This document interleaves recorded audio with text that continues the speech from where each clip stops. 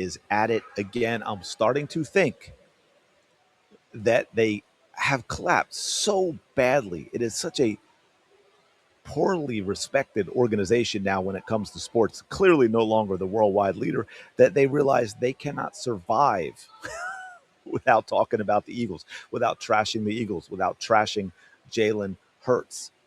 Now, Mike Greenberg, I did a video just the other day. He had Troy Aikman on, who, of course, you know, unfortunately for Mike, Troy had a lot of positive things to say about Jalen Hurts. We're going to get another clip of that here a little bit.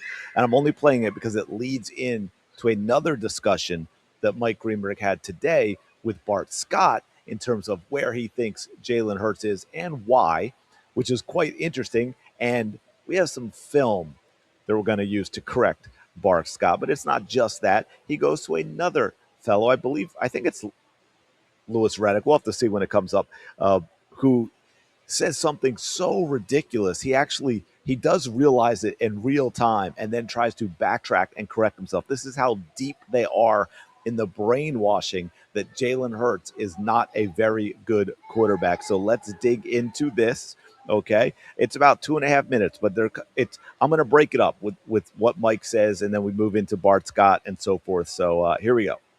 Played. Speaking of the Eagles, I had Troy Aikman in here yesterday, and he gave his expectations for Jalen Hurts and his team this year.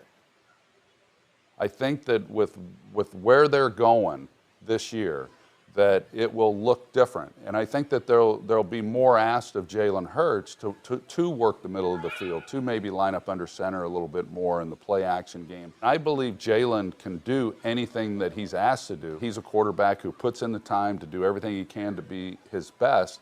And so whatever he's been challenged with this offseason, I fully expect him to come out and play the kind of football that we're accustomed to seeing him play. So that was Troy. Now, we cannot have those kind of things said on ESPN without an answer. So, of course, there's going to follow up today, and we're going to hear from the illustrious Bart Scott. Maybe, not on the same tier in terms of NFL career as Troy Aikman, but, hey, we'll let him have his say. We'll see what kind of research he has done to back up his comments. Aikman with a huge vote of confidence, and it stemmed from the conversation about how he'll have his 7th different play caller in his NFL career, and that doesn't even take into account all the different guys he had in college. Troy talked about what a benefit it was in his early career when he had Norv Turner and then Ernie Zampese. He ran the same offense for basically his entire career, but he was a big believer in Jalen Hurts. Are you? Okay, now before we get to Bart, because I just want to mention in case it goes away, look at their little ticker down there. Is Jalen Hurts the QB with the most to prove this season? Do they talk about any other quarterbacks on ESPN? I'm curious. Let me know in the comments if you've seen substantive discussions by ESPN that even come close to rivaling the amount of time they give to trashing Jalen Hurts. I'm somewhere in the middle. I think he is a top 15 quarterback, and I think sometimes he moves up that board and goes down that board. It's important for them to figure out what he does well, but he has to evolve as well. So he's an average quarterback. Keep that in mind. Jalen Hurts is an average quarterback who needs to evolve. So let's listen to Bart tell us what exactly it is that Jalen Hurts doesn't do well. By the way, Jalen Hurts has evolved every single year of his NFL career in terms of his skill level and the different things that he does. Okay, he's a much different quarterback now than when he came into the NFL, as it should be. Going into the type of offense they're going to have that's going to be similar to the Rams, he's going to have to learn how to turn his back to the defense, read the rotations of the safeties, and know where to go with the football. But one thing that the organization has done, improving by all the receivers that they've signed, is meaning that A.J. Brown is going to be shipped out of there, and it's going to be Jalen Hurts' team. So they're sticking with him. They believe that he is the leader, the guy to take their team in the future. But that's what Keep that in mind, because we're going to go to the film. He's going to need to learn to turn his back. All right, that's important. The offensive coordinator they bring in does run that system. It seems to be contrary to the things we have seen Jalen have success with during his career. To this same thing. The system coming in, he's saying, is contrary. In other words, they expect him to be under center more, which means turning his back, something Jalen Hurts hasn't done and, of course, refuses to do. They have both said that now. Point. This is the next phase in his development. And this is the fun stuff. This is what they believe he needs to do in order to take his game to another level and therefore take this football team to another level. Although they have been at the highest level already, and from a team perspective, he's already done everything you ask a quarterback to do. Okay, he's won one Super Bowl. He outplayed a guy who we consider to be the best quarterback of this generation in another. By and large, in that football game against the Kansas City Chiefs. Yep. But I think, look, you're always looking to continue to push the envelope and kind of raise the bar. And they feel as though that this offense will raise the bar for him. He has the right kind of makeup. That's what Troy was talking about. Mm-hmm.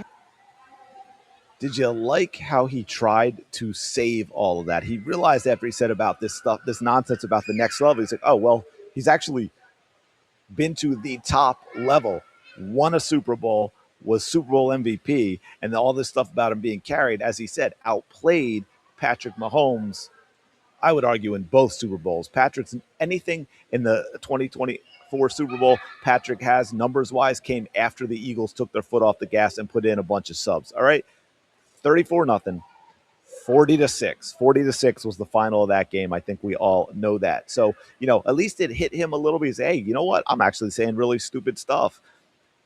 And then he tried to justify it at the end and say, oh, even if you actually have been to the top level, you still need to evolve and do even more things. So you know what? Let's go to I got something for you. I got something for you that we're gonna put on here. Let's see. This is a clip about. Now let's see. He's under center and he turned his back and he's looking and he finds his receiver. Okay, that's a pretty well thrown ball in coverage. We're going to turn it. Oh, we're really going to turn our back on this one, and we're going to roll out, and we're going to hit our receiver exactly as we're supposed to. Turning my back completely to the line of scrimmage again. I'm going to get set. I'm going to throw an absolutely perfect ball down the field. Yeah, let's see. Oh, this is that same play. They're just showing you the receiver here, but look where he's already thrown it. I mean, Devontae Smith is still in the middle of the field when that ball is thrown. Play action, turn the back. Let me just drop an absolute perfect dime into I think was that AJ? I think it was AJ, right? Yeah, into AJ Brown's hands. Turn. I'm going to look. Oh, I'm looking down the middle. Maybe that throws off the safety a little bit, and then I'm going to throw that ball to AJ Brown. Oh, look, wait, is that a guy coming across the middle on a short route as well? And I'm going to hit him in stride. Oh, I want to turn my back again. Look, these are all under center, by the way, and they're all different types of passes. They're guys coming across the middle deep. They're guys coming across the middle short. He's throwing the sideline patterns. He's looking players off. Again, there's throwing his back, turning his back completely on that one, hitting AJ over the middle. Oh, let me hit AJ going over the middle yet again. Let me turn my back completely here. Let me get set. Let me look at the defense, and I am going to thread the needle. Okay, I know they didn't have him tight, but that's 3 defenders in there, man. You don't throw this accurately. I'm just saying, what is it? This is what pisses me off about all of this is the narrative of Jalen Hurts not being able to do things, and they keep repeating it over and over again, and yet he's on film doing, there again, completely turning his back, doing all of these things that they say the man can't do. That's what really pisses me off, right? Like they're all going to yap, and we're going to have stupid people saying stupid stuff, and whether it's rage baiting or for clicks or whatever. But you can't tell me that none of them have seen any of this film. None of them have seen what you're watching right now. Because that's embarrassing, the kind of money you get paid to go onto ESPN and you're completely unprepared. Not just unprepared, you are wrong. And you are willfully wrong because to not go and check to make sure the things you're saying are correct. Everybody makes mistakes, but again, this is an ongoing narrative. And if Bart Scott's going to come on and say he needs to learn to turn his back to the defense, blah, blah, blah, then Bart Scott owes it to the audience and everyone else to actually go look at the film and see if any of that is true. By the way, this goes on forever. I'm not even halfway through all of this. So this is, again, more nonsense, more lies. And I want to finish with this just because it's kind of fun. I think I have it here.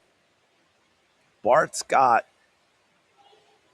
says at the end of this season, I think we may see that Kyler Murray is the best quarterback in the NFL. I forget where he actually says that. Hooked my ears up as we were talking about the NFC North this morning. Well, I believe this is the most competitive division in football. And I think the team that's going to really surprise a lot of people is the Minnesota Vikings. I think Kyler Murray, that addition right there. You talk about the Bears going, I've been that team that has won the division before, and then you go from being the hunters to being the hunted. I don't know if the Bears can sustain. You got the most talented, and arguably, I think at the end of this season, I think we may say that Kyler Murray is the most talented quarterback within that division. You pair him with Kevin O'Connell with the weapons that he has. Most talented quarterback in the NFC North is how many chances has Kyler Murray had, and what exactly has he actually accomplished? And I'm no Kyler Murray. Hey, I'm kind of indifferent to him, right? He's never really been that quarterback they've expected him to be. But here you go. This is the guy telling you that Jalen Hurts is an average quarterback who can't turn his back to a defense, which, I think I just saw you a few examples of when he's done that kind of successfully. These are the type of people we are dealing with. And yes, we are going to call them out. Let me know your thoughts all in the comments below. Do me a quick favor, like, comment, subscribe. It really does help out tremendously. We're close. I think we're about 190 subscribers away from 2,000, which is awesome. So thank you, and I will talk to you later.